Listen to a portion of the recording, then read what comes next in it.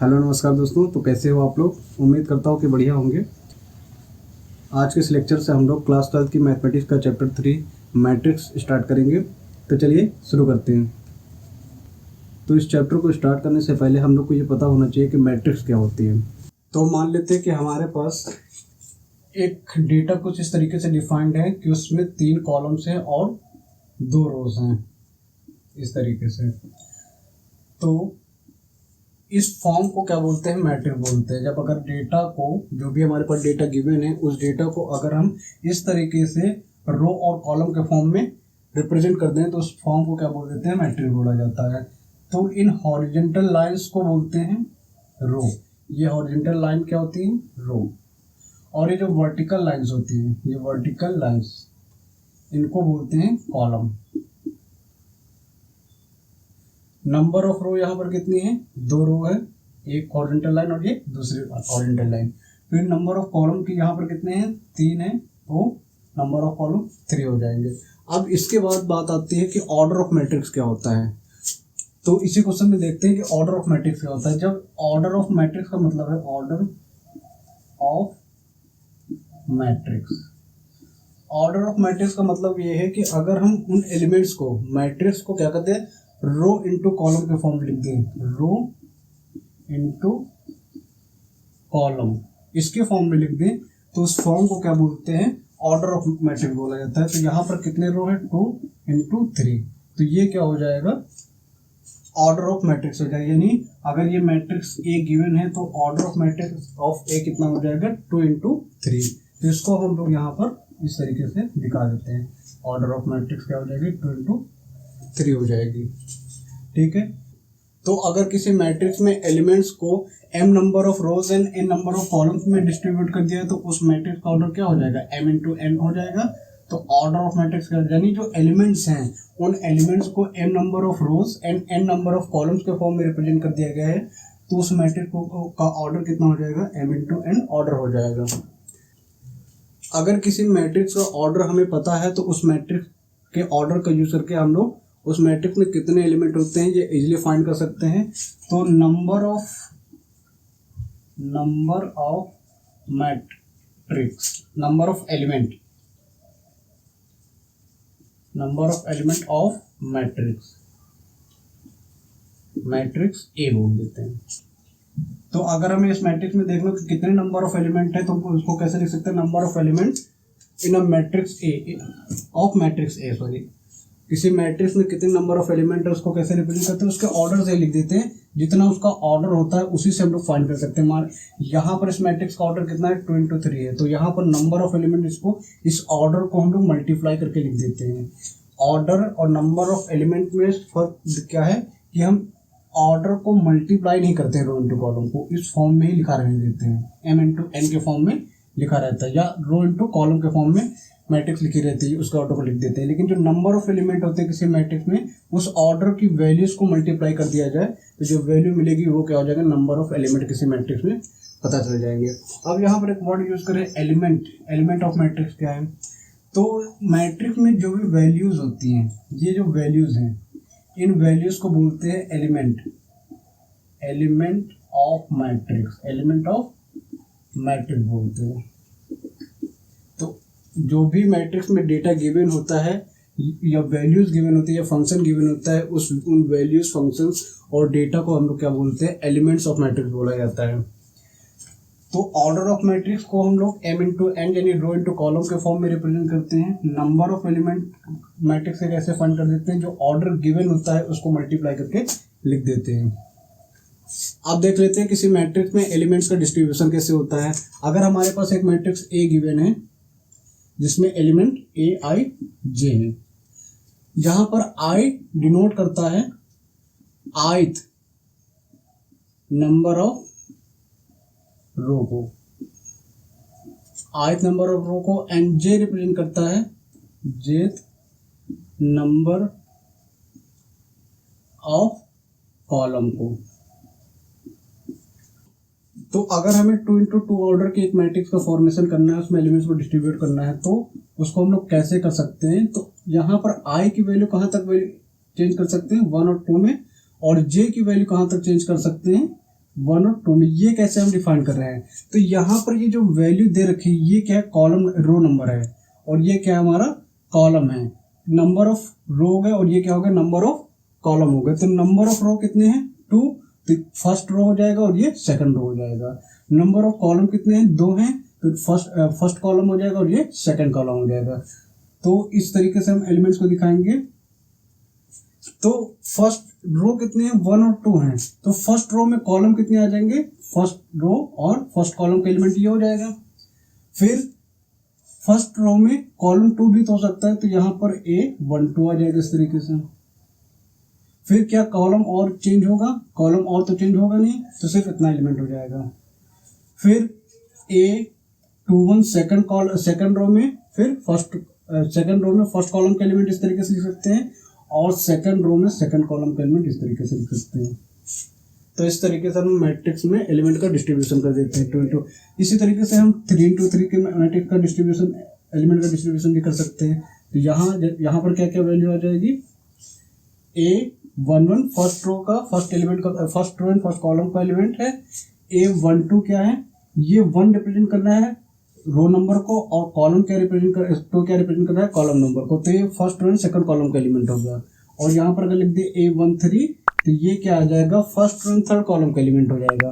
तो यहाँ पर 3 into 3 था, तो यानी आई की वैल्यू कहाँ तक इंक्रीज करेगी? 1 2 3। तो 1 में आई अभी केवल 1 तक लिखा है, लेकिन कॉलम कहाँ तक इंक्रीज करेगा? कॉलम भी हमें कहाँ तक इंक्रीज करेगा? 1 2 और 3 तक इंक्रीज करेगा। तो कॉलम तो ये 1 2 3 इंक्रीज हो गया। अब इसी तरीके से रो को भी इंक्रीज करते जाते हैं। ये सेकंड रो आ गई, तो सेकंड रो में भी कॉलम 1 2 3 तक जाएगा, तो 2 1 सेकंड रो फर्स्ट कॉलम का element, second row second column का एलिमेंट, और सेकंड रो थर्ड कॉलम का एलिमेंट। फिर ये आ जाएगा थर्ड रो फर्स्ट कॉलम का element, third row second column का element, third row third column का एलिमेंट। तो इस तरीके से 3 into 3 मैट्रिक्स में एलिमेंट्स का डिस्ट्रीब्यूशन इजीली कर सकते हैं। तो अगर ये चीज समझ में आए तो वीडियो को पॉज करके इसको नोट कर लीजिए। तो अब जैसे हमारे पास एक क्वेश्चन दिया हुआ है, construct a 3 into 2 matrix whose elements are given by aij equal to half mod I minus 3j। तो हमें 3 into 3 मैट्रिक्स की 3 into 2 मैट्रिक्स का फॉर्मेशन करना है, जिसके लिए I जेथ एलिमेंट गिवन है, जिसके लिए I जेथ एलिमेंट गिवन है। तो जैसे भी हमने एलिमेंट्स का डिस्ट्रीब्यूशन वाला फॉर्मूला अप्लाई किया था, उसी तरीके से हम यहाँ पर एलिमेंट के डिस्ट्रीब्यूशन का फॉर्मूला अप्लाई करके हम एलिमेंट्स की वैल्यू फाइंड कर लेंगे। तो सबसे पहले हम लोग 3 into 3 मैट्रिक्स के लिए मैट्रिक्स का फॉर्मेशन कर लेते हैं। क्या है? लेट हमारे पास मैट्रिक्स क्या है? ए है, जिसके लिए ए आई जे हमें गिवन है। तो ए आई जे का मतलब क्या हो जाएगा? ए मैट्रिक्स का फॉर्मेशन कर लेते हैं 3 into 3। तो रो कितनी हो जाएंगी? 3 रो हो जाएंगी, और कॉलम कितनी हो जाएगी? रो आई की वैल्यू क्या क्या आ जाएगी उसमें? 1 2 और 3 आ जाएगी। और कॉलम कितने हैं? कॉलम है हमारे पास 2, यानी 1 और 2 वैल्यू उसमें कॉलम की आएगी। तो बस इसमें एक एक करके वैल्यू रखते जाओ। तो फर्स्ट रो में फर्स्ट कॉलम आएगा, और फर्स्ट रो में सेकंड कॉलम आएगा, क्योंकि कॉलम की वैल्यू कितनी दे रखी है? मैक्सिमम 2 वैल्यू दे रखी है, तो ये हो जाएगा। फिर सेकंड रो में आ जाए, तो सेकंड रो में फर्स्ट कॉलम आ जाएगा, और सेकंड रो में सेकंड कॉलम आ जाएगा। फिर रो 3 दिया, तो एक और रो आ जाएगा, 3 और 1 कॉलम, और 3 और 2 कॉलम। तो ये नंबर और एलिमेंट हमें यहाँ पर फाइंड करने होंगे अगर हमें 3 into 3 मैट्रिक्स का फॉर्मेशन करना है। तो इनकी वैल्यू हम लोग यहाँ पर फाइंड कर लेते हैं, और इस मैट्रिक्स में वैल्यू को रख देंगे, तो हमें मैट्रिक्स ए की वैल्यू, जब जो मैट्रिक्स में कंस्ट्रक्ट करनी है 3 into 3 की मैट्रिक्स, वो हमें मिल जाएगी।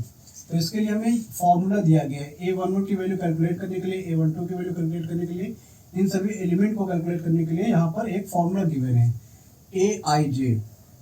तो यहाँ पर अगर हमें A11 करना है, तो i की वैल्यू क्या रखनी पड़ेगी? 1, और j की वैल्यू क्या रखनी पड़ेगी? वो भी 1 रखनी पड़ेगी।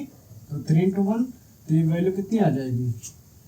1 mod -2 यानी 1। फिर A12 एलिमेंट की वैल्यू चेक कर लेते हैं कितनी है। तो हाफ रो नंबर अभी भी 1 है, लेकिन कॉलम नंबर कितने हो गए? 2 हो गया। तो कितना आ जाएगा? ये इसी के अकॉर्डिंग j की जगह पर 2 पुट करना सिंपली। तो 3 into 2 कितना हो जाएगा? ये -6 और 1 -5, तो आ जाएगा 5 बाई, आ जाएगा हाफ मॉड -5, तो यह आ जाएगा 5/2। फिर A21 एलिमेंट को कैलकुलेट कर लेते हैं। A21 के लिए I की वैल्यू कितनी है 2, I की वैल्यू यहाँ पर कितनी हो जाएगी 2 और J की वैल्यू हो जाएगी 1, तो ये वैल्यू आ जाएगी तो -1 बचेगा, हाफ मॉड -1 दैट मीन्स 1/2। फिर A22 वैल्यू कैलकुलेट कर लेते हैं, तो A22 की वैल्यू के लिए क्या करेंगे, हाफ मॉड, और I की वैल्यू भी 2 है और J की वैल्यू भी 2 है, तो ये आ जाएगा हमारा 1/2 मॉड। 3 × 2 6 हो जाएगा, -2 4 हो जाएगा, तो ये आ जाएगा -4 और ये आ जाएगा 2। फिर हमें वैल्यू 3 की वैल्यू कैलकुलेट करनी है, तो A31 की वैल्यू कैलकुलेट करने के लिए क्या करेंगे, हाफ मॉड I की वैल्यू 3 ×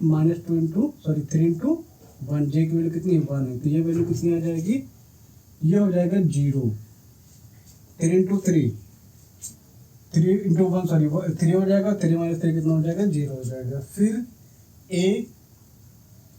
A32 वैल्यू कैलकुलेट करते हैं, इस वैल्यू को कैलकुलेट कर लेते हैं, तो 1/2 mod row number 3 -2 × 3 × 2, column number कितना है 2 है, तो ये आ जाएगा हाफ -3, ये आ जाएगा 3/2।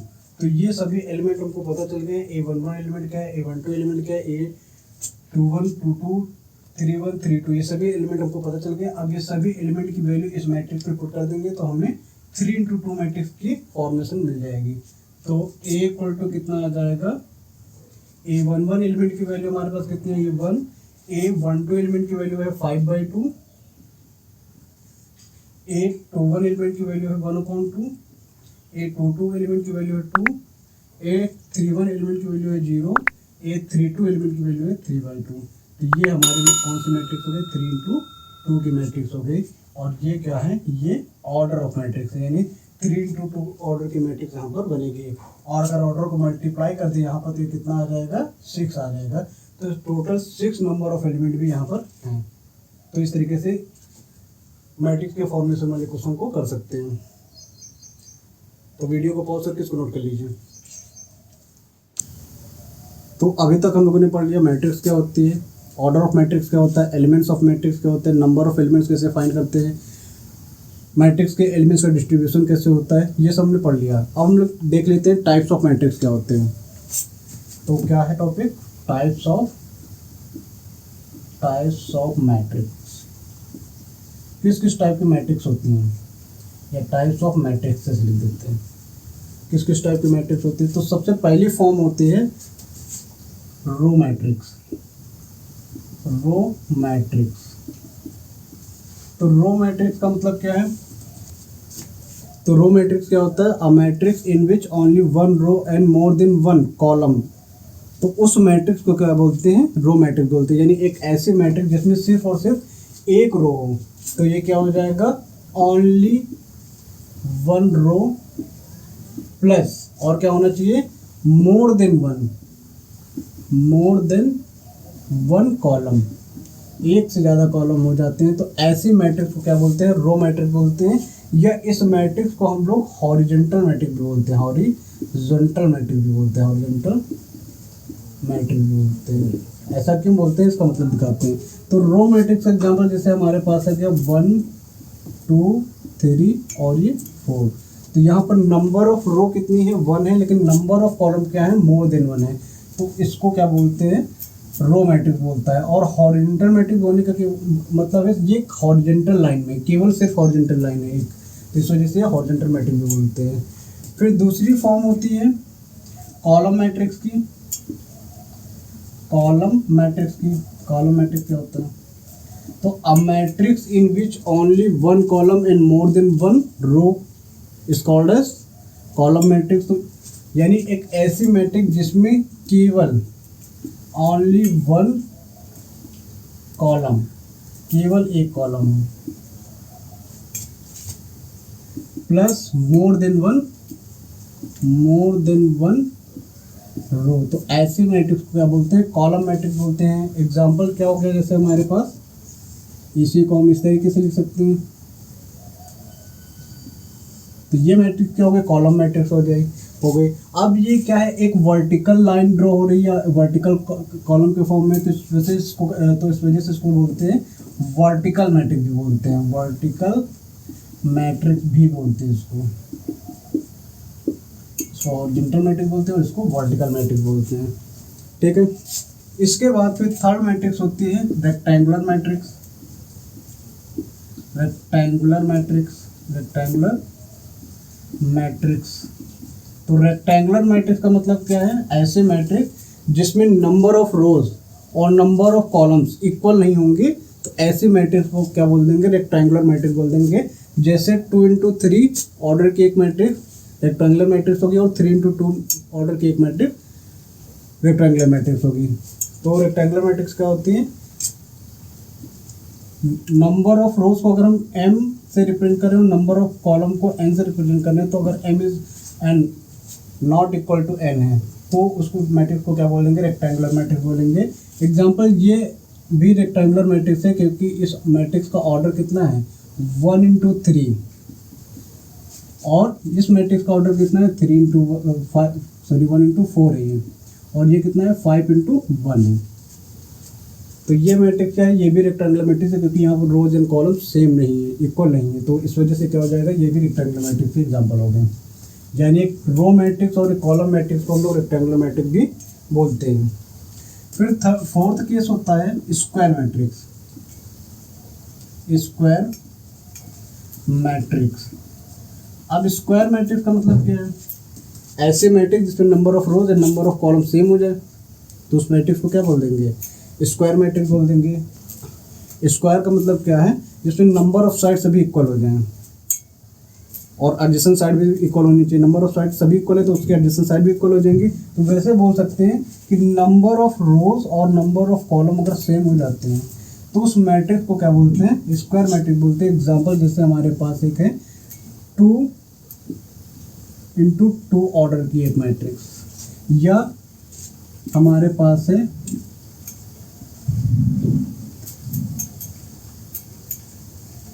3×3 ऑर्डर की एक मैट्रिक्स। तो यहाँ पर क्या है, रोज, नंबर ऑफ रोज और नंबर ऑफ कॉलम इक्वल है, नंबर ऑफ रोज जितने उतने ही नंबर ऑफ कॉलम है, इसमें भी जितने नंबर ऑफ रोज उतने ही नंबर ऑफ कॉलम है।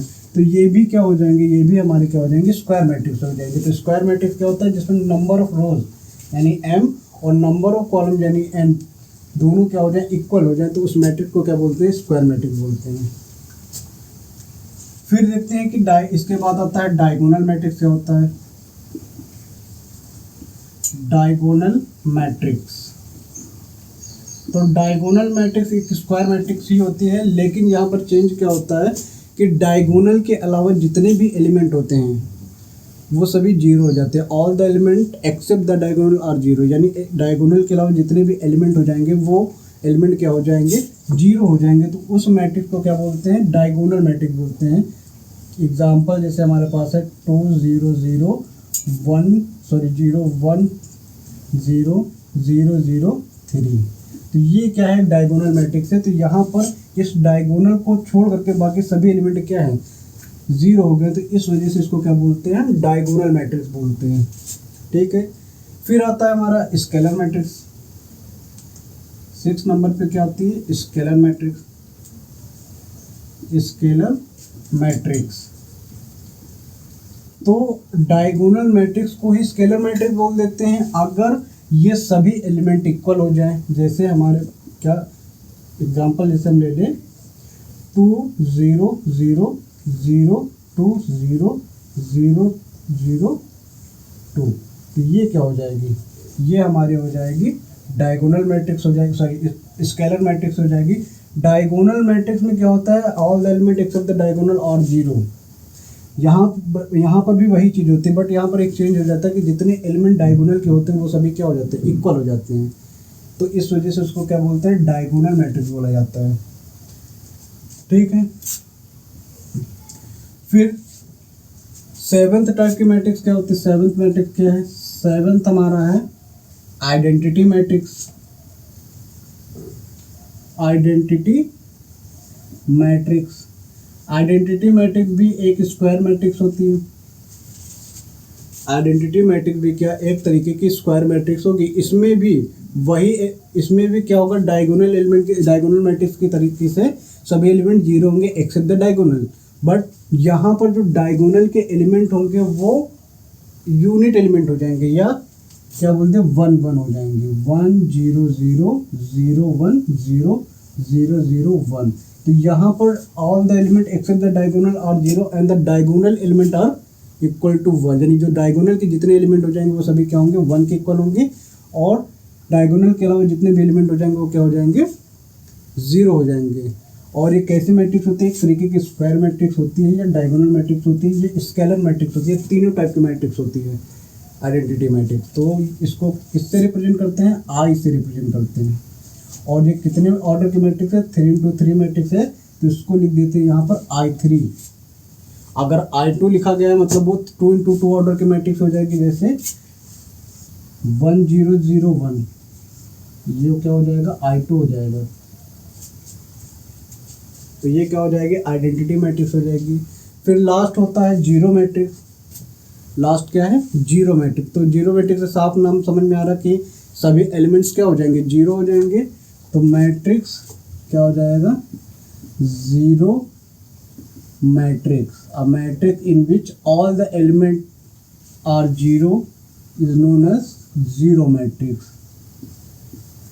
जैसे हम यहाँ पर इस मैट्रिक्स की बात कर रहे हैं, इसको किससे रिप्रेजेंट करते हैं, इंग्लिश अल्फ़ाबेट के कैपिटल O से रिप्रेजेंट करते हैं, जो इसको नल मैट्रिक्स भी बोलते हैं।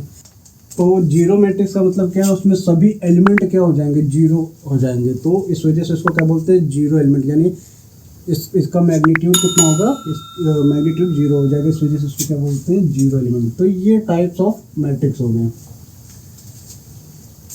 पहला आपका रो मैट्रिक्स बताया जिसमें केवल एक रो होगी, उसको क्या बोल देंगे, रो मैट्रिक्स बोल देंगे। एग्जांपल के लिए 1 × 4 एक मैट्रिक्स है।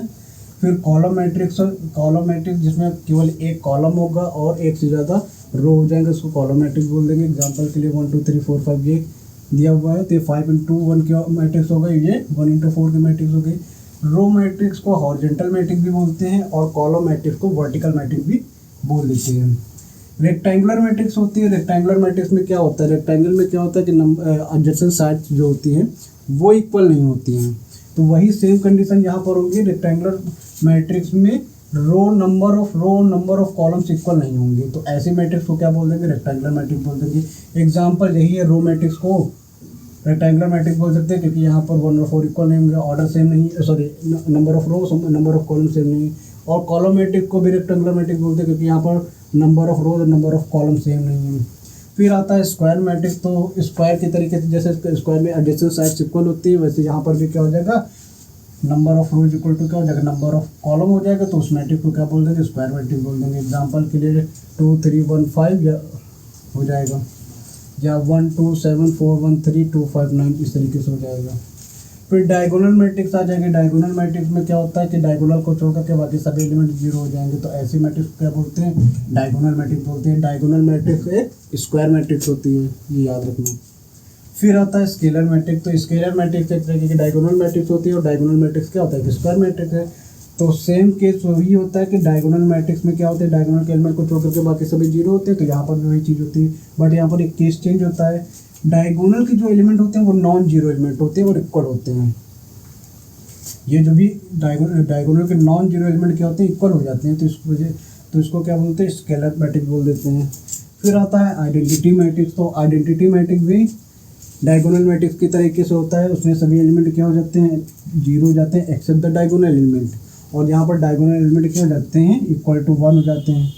तो इसी वजह से इसको क्या बोल देते हैं, आइडेंटिटी मैट्रिक्स बोलते हैं। ये 3 × 3 ऑर्डर की आइडेंटिटी मैट्रिक्स हो गई, ये 2 × 2 ऑर्डर की आइडेंटिटी मैट्रिक्स हो गई। फिर आता है जीरो मैट्रिक्स। तो ऐसे मैट्रिक्स जिसमें और सभी एलिमेंट्स क्या हो जाए, जीरो हो जाए, तो उसको क्या बोल देते हैं, जीरो मैट्रिक्स बोल देते हैं। तो ये सारी चीज़ें याद करने वाली हैं। ये एमसीक्यू में क्वेश्चन, इससे रिलेटेड एमसीक्यू में क्वेश्चन पूछे जा सकते हैं, तो वीडियो को पॉज करके इसको नोट कर लीजिए। अब देख लेते हैं इक्वालिटी ऑफ मैट्रिक्स क्या होता है। Equality of matrix. Equality of matrix का मतलब क्या है कि एक दो ऐसे मैट्रिक्स हैं जिनके ऑर्डर सेम है और उनके जो कॉरस्पॉन्डिंग एलिमेंट्स हैं वो भी क्या हो जाए, इक्वल हो जाए, तो उन दोनों मैट्रिक्स को क्या बोलते हैं, इक्वल मैट्रिक्स बोलते हैं। एग्जांपल जैसे हमारे पास एक मैट्रिक्स ए है, ए आई जे एलिमेंट्स है, और एक मैट्रिक्स बी है जिसमें एलिमेंट क्या है, बी आई जे है। तो अगर ए और बी मैट्रिक्स का ऑर्डर सेम हो जाए, order of A and B matrix same, अगर ए और बी मैट्रिक्स का ऑर्डर सेम हो और all elements of matrix A are equal to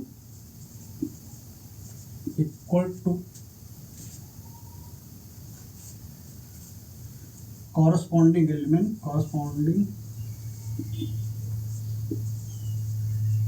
element of matrix B, यानी मैट्रिक्स बी के एलिमेंट्स के इक्वल हो जाएं, यानी मैट्रिक्स ए के एलिमेंट्स मैट्रिक्स बी के एलिमेंट के इक्वल, यानी कॉरस्पॉन्डिंग एलिमेंट का मतलब ये है कि यहाँ पर ए आई जे एलिमेंट किसके इक्वल हो जाए, बी आई जे एलिमेंट के इक्वल हो जाए। यानी अगर बात करें ए वन वन एलिमेंट के तो ये किसके इक्वल होना चाहिए, बी वन वन एलिमेंट के इक्वल हो जाए, और ए वन टू एलिमेंट की बात करें तो ये बी वन टू एलिमेंट के इक्वल हो जाए। तो ऐसे मैट्रिक्सेस को क्या बोलते हैं, इक्वलिटी ऑफ मैट्रिक्स बोलते हैं, इक्वल मैट्रिक्स बोलते हैं। अगर ए और बी दो मैट्रिक्स इक्वल है तो इसका मतलब ये है कि उन दोनों ही मैट्रिक्स का, ए और बी दोनों ही मैट्रिक्स का ऑर्डर सेम है।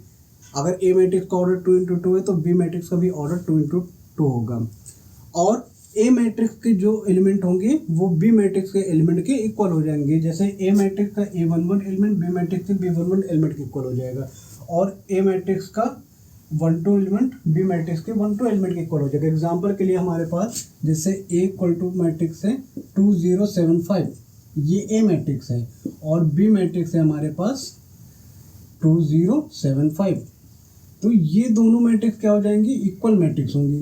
क्यों इक्वल, क्योंकि यहाँ पर जो एलिमेंट्स हैं वो एलिमेंट भी इक्वल हैं और इन दोनों मैट्रिक्स का ऑर्डर भी सेम है, तो इन मैट्रिक्सेस को क्या बोल देंगे, इक्वल मैट्रिक्स बोलेंगे। A and B are equal matrix, ठीक है। अब इक्वल मैट्रिक्स का यूज करके हम लोग कुछ अननोन वैल्यूज को फाइंड कर लेते हैं। जैसे हमारे पास एक ए मैट्रिक्स है x + 2 y 7 5, और एक दूसरी मैट्रिक्स दे रखी है, ये ए इक्वल टू दिया हुआ है, और एक दूसरी मैट्रिक्स बी हमारे पास है 5 5 3 7 5, ये बी मैट्रिक्स दिया हुआ है। तो बोला है अगर A equal to B, if A equal to B find x, y, तो x और y की वैल्यू क्या होगी। अगर a और b दोनों मैट्रिक्स इक्वल हैं तो इनका कंडीशन क्या होती है, दोनों ही मैट्रिक्स के ऑर्डर सेम होने चाहिए, तो दोनों मैट्रिक्स के ऑर्डर सेम है। और क्या होना चाहिए, इनके जो कॉरस्पॉन्डिंग एलिमेंट है, यानी ए वन वन एलिमेंट और b का A one one element equal हो जाएगा। तो क्या लिख सकते हैं यहाँ से, x + 2 इक्वल टू कितना आ जाएगा 5, तो x इक्वल टू कितना आ जाएगा 3। इसी तरीके से a का कॉरस्पॉन्डिंग एलिमेंट यानी a12 यानी y, और b का कॉरस्पॉन्डिंग एलिमेंट a12, ये किसके इक्वल हो जाएगा 3 के, तो y की वैल्यू भी कितनी हो जाएगी 3 हो जाएगी। तो इस तरीके से हम लोग अननोन वैल्यूज को फाइंड कर सकते हैं अगर दो मैट्रिक्सेस इक्वल हैं। तो वीडियो को पॉज करके सो नोट कर लीजिए। तो अब जैसे हमारे पास ये क्वेश्चन गिवन है, यहाँ पर दो मैट्रिक्सेस इक्वल हैं और यहाँ पर हमें A B C X Y और जेड की वैल्यू फाइंड करनी है। तो यहाँ पर ये मैट्रिक्स और ये मैट्रिक्स दोनों इक्वल दिए हुए हैं, तो इनके कॉरस्पॉन्डिंग एलिमेंट क्या हो जाएंगे, इक्वल हो जाएंगे। तो क्या बोल सकते हैं, x + 3 इक्वल टू कितना हो जाएगा 0। तो यहाँ से क्या बोल सकते हैं, x इक्वल टू कितना आ जाएगा -3। फिर z + 4 किसके इक्वल हो जाएगा, इस मैट्रिक्स के कॉरस्पॉन्डिंग एलिमेंट के इक्वल यानी 6 के इक्वल हो जाएगा। तो z इक्वल टू कितना आ जाएगा 2। फिर ये a13 एलिमेंट किसके इक्वल हो जाएगा 2y - 7, ये किसके इक्वल हो जाएगा, इसके 13 एलिमेंट के इक्वल हो जाएगा यानी 3y - 2। तो इस y को इधर शिफ्ट कर दे तो कितना बचेगा y, और इस 2 को इधर शिफ्ट कर दे कितना बचेगा -5। ठीक, इसी तरीके से इसमें a-1 यानी टू एलिमेंट, इसके टू एलिमेंट के इक्वल हो जाएगा यानी -3 के, तो a इक्वल टू कितना आ जाएगा -2। फिर b के लिए क्या करेंगे, b-3 यानी 3 1 a31 एलिमेंट b31 एलिमेंट यानी 2b + 4 के इक्वल हो जाएगा। तो b को उधर शिफ्ट करेंगे, कितना बचेगा, b बचेगा, और 4 को इधर शिफ्ट करेंगे -3 -4 हो जाएगा, तो ये -7, ये दूसरा एलिमेंट हो जाएगा। फिर c की वैल्यू के लिए क्या करेंगे, c की वैल्यू के लिए 2c + 2 दिया हुआ है, और ये किसके इक्वल है, 0 के इक्वल है, यानी 0 किसके इक्वल है, 2c + 2 के इक्वल हो जाएगा। तो c + 1 इक्वल टू कितना आ जाएगा, 0, तो c की वैल्यू कितनी आ जाएगी, -1। तो अगर दो मैट्रिक्सेस इक्वल है तो उनके कॉरस्पॉन्डिंग एलिमेंट भी क्या हो जाएंगे, इक्वल हो जाएंगे। तो a11 एलिमेंट इसके a11 एलिमेंट के इक्वल हो गया, a12 एलिमेंट इस a12 एलिमेंट के इक्वल हो गया, a13 एलिमेंट इसके a13 एलिमेंट के इक्वल हो गया। इस तरीके से हम लोग वैल्यूज फाइंड कर ली हमने। तो x की वैल्यू कितनी हो गई, 3, y की वैल्यू 2 हो गई, z की वैल्यू -5 हो गई, a की वैल्यू -2, b की वैल्यू -7 और c की वैल्यू -1 हो जाएगी। x की क्या है, -3 वैल्यू है। तो इस तरीके से हम लोग अगर दो मैट्रिक्सेस इक्वल मैट्रिक्स है तो उनको इक्वल करके हम लोग कॉरस्पॉन्डिंग एलिमेंट को इक्वल कर देंगे और वैल्यूज फाइंड कर लेंगे जो भी अननोन वैल्यूज होंगी। तो अगर ये क्वेश्चन समझ में आया है तो वीडियो को पॉज करके इसको नोट कर लीजिएगा। अगर आपको ये क्लासेस समझ में आ रही हैं तो इस चैनल को सब्सक्राइब कर लीजिएगा और इस वीडियो को लाइक कर दीजिएगा, और जितना हो सके वीडियोस को शेयर कर दीजिएगा ताकि हमको इस वीडियो बनाने में मोटिवेशन मिले और जिनको इन वीडियोस की ज़रूरत है उन तक ये वीडियो पहुंच पाए।